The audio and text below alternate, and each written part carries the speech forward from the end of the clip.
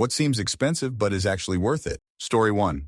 Divorce lawyer. Do you know why divorce lawyers are so expensive? Because they are worth it. Edit. I'm not saying marriage is bad and not worth doing. I'm saying that if it comes to needing a divorce, a quality divorce lawyer is worth paying for. Story 2. A good computer. Stop buying shitty Acer and HP and get a properly spec'd one that will last more than 8 months.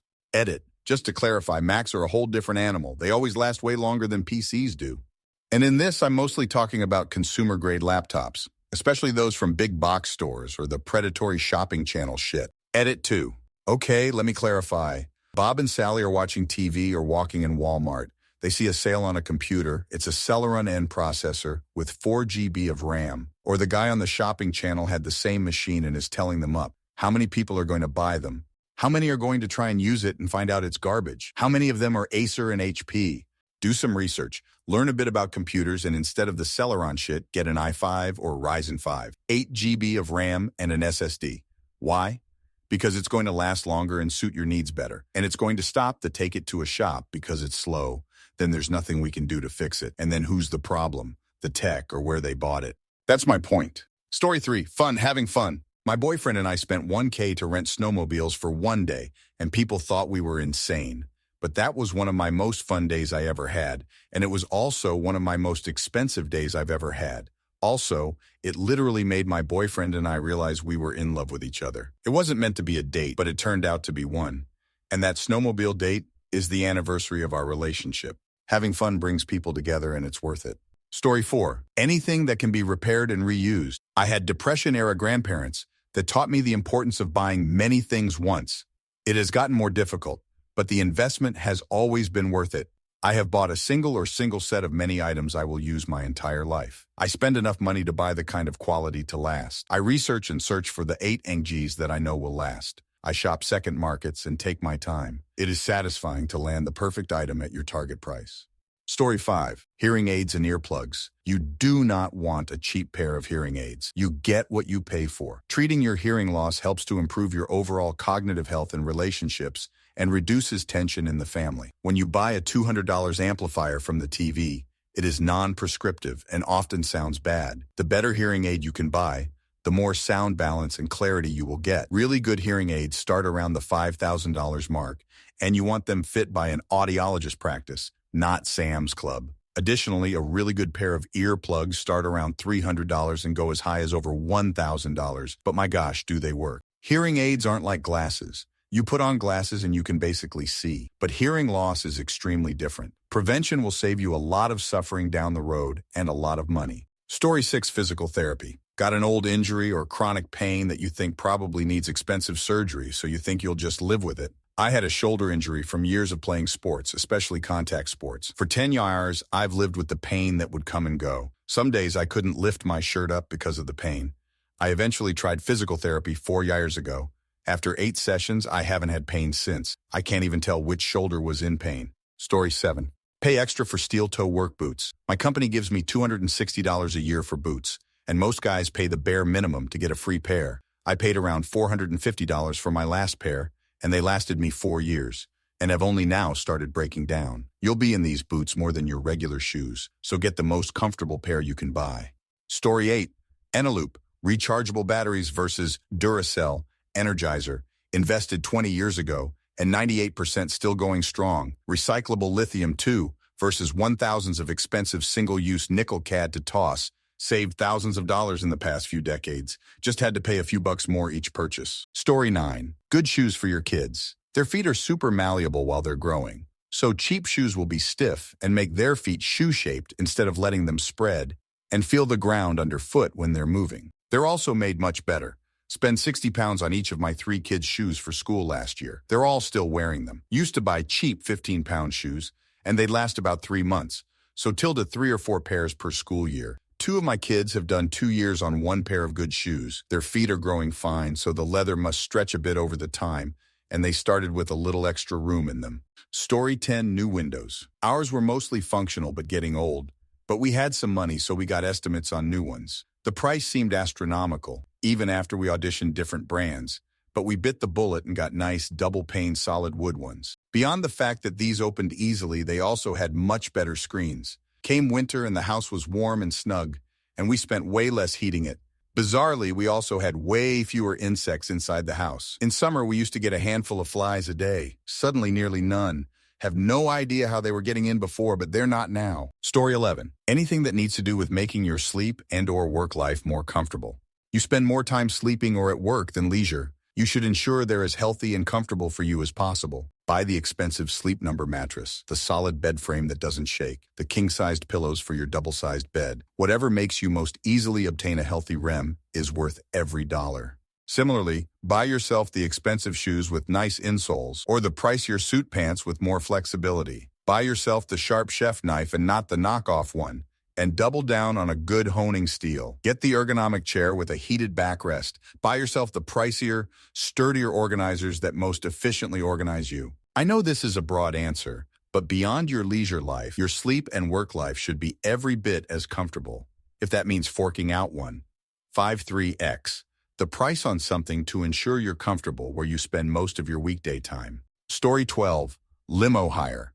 Any good limo company that is worth its weight won't actually charge you an arm and leg, and the good ones are not out there to gouge you. Plus, even if you are down on your pennies, everyone has to have a treat every now and then. People who reject the idea of a $200 hour-long birthday limo experience thinking they are too expensive, without even asking and not calling back even if the price sounds good but it's a limo. But buy a new $2,000 iPhone every 6 months are morons, plain and simple. Keep in mind that good limo companies work on a negotiated amount rather than an hourly rate to make sure they can secure a booking. I never take taxis and opt to instead explain what I want from smaller limo companies. More often than not, if the service I want is fairly simple, it costs less than a taxi, and I get a freaking stretch limo deal. Story 13. Quality ski boots. If you plan on spending any significant time skiing, your boots are the most important thing, IMO. Cheaper skis or poles or anything else, you'll be able to tough it out, but crappy boots that don't fit right. Usually the higher quality ones are moldable and ski shops will do it for you, often free with purchase, will ruin your day. Take it from me, someone who spent the better part of 10 years in various shitty cheapo boots that were too big, then upgraded properly when I joined Ski Patrol. I used to spend maybe 4 or 5 hours on the hill before I'd be done for the day. Now I regularly spend 12 hours in my boots and there's zero pain. This is your sign. Get some nice boots. Even the cheaper side of things from a reputable ski shop that will mold them to fit and put inserts and all that jazz will be worlds apart from boots that aren't molded to your feet. Story 14. Most stuff, buy it nice or buy it twice. I found this to be the case with nearly anything, but especially clothes, electronics, appliances. A stopgap is often a necessity when you're on a budget, but saving up for the thing that will really do the job almost always ends up being worth it. I mostly stopped thrifting clothes, and now I don't have garbage bags of cheap BS to donate back to the store every couple years. Plus, I get the stuff I really want. I stopped compromising on equipment for music production and gaming, and now I have dream setups that only took a bit more saving and perform exactly how I imagined, instead of constantly presenting problems. Don't skimp on your own happiness. Story 15. Quality shoes. Not necessarily dress shoes, but shoes that aren't disposable and that are good for your feet. Disposable shoes are often awful for your feet and can lead to long-term posture, foot, hip, etc. problems. They are also in general more expensive over a 10-year period. I get the need for growing people, but the industry beyond teens is a racket. There are some exceptions. Lifelong sports shoes may not exist depending on the type of sport, and special shoes for specific medical problems often have to be custom-made and changed. But in general, you should always prioritize shoes made for longevity, and that can be serviced to like new. Story 16.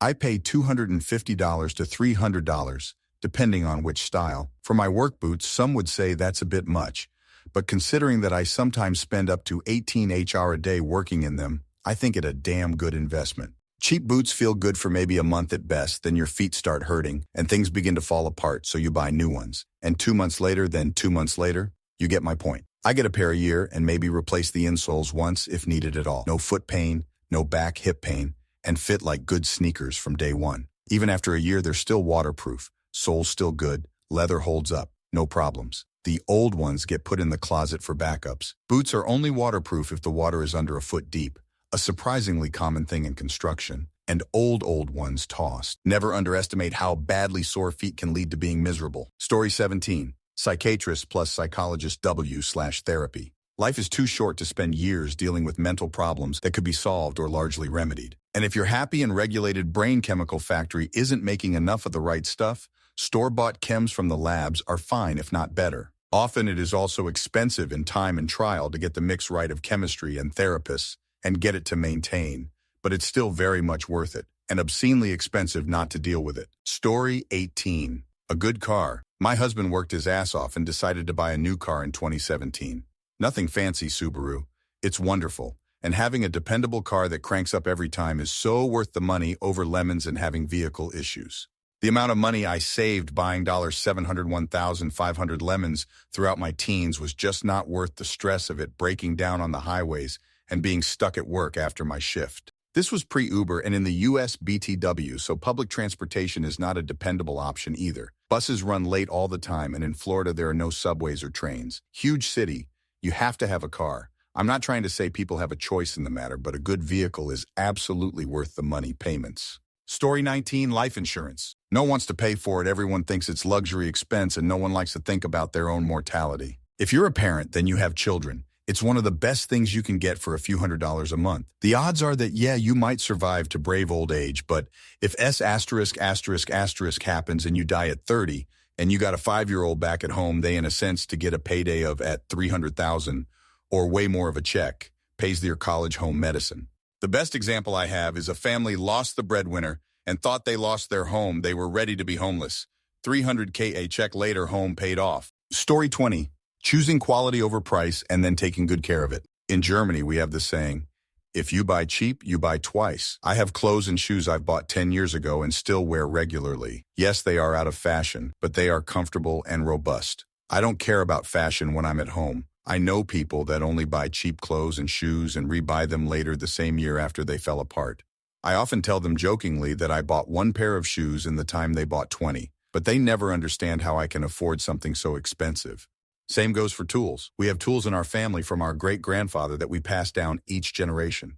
Another example is paint. People buy cheap paint to cover their walls but have to rebuy more because the stains still shine through, and they have to add more layers of cheap paint. Story 21, grocery delivery. Food prices are higher and you should tip.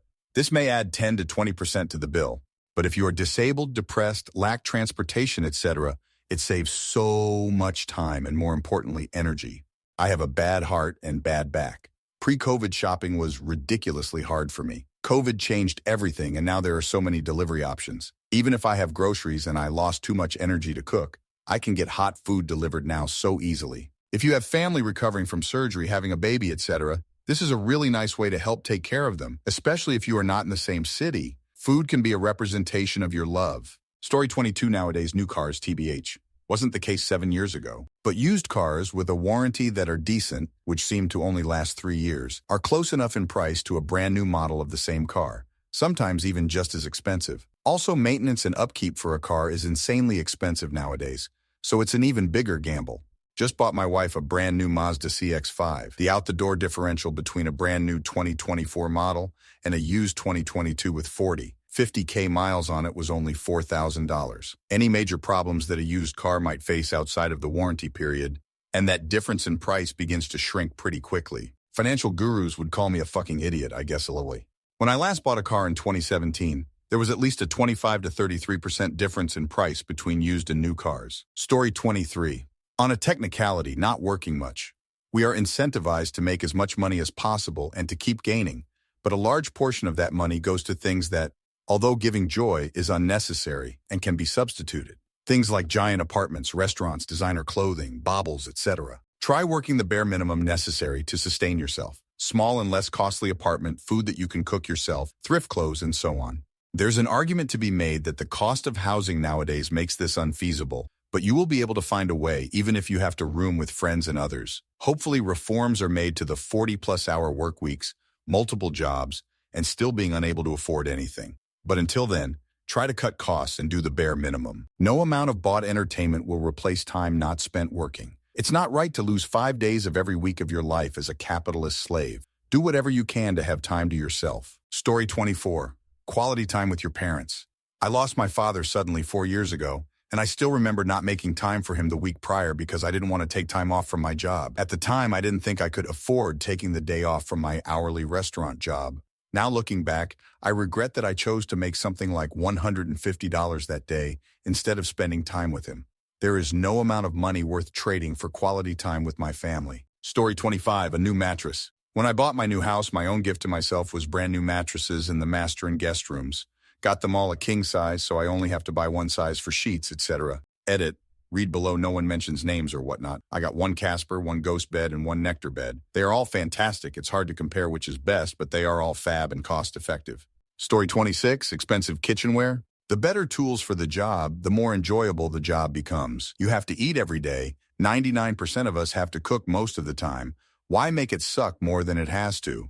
Get some good knives, cutting board, some well-made pots and pans, etc. The well-made ones will last your whole life, so when you spread that cost out over multiple decades, you realize it's not nearly as expensive as it seems. The more you cook, the more into food you become. Food is an endlessly interesting topic, so you'll likely become a more interesting person too.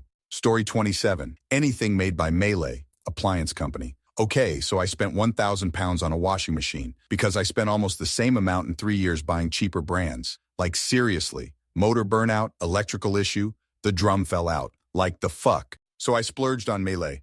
It's a high-end brand and usually is bought by hotels and restaurants and stuff, so I bought one. We're 5 years later and never had an issue with it. It just does the job.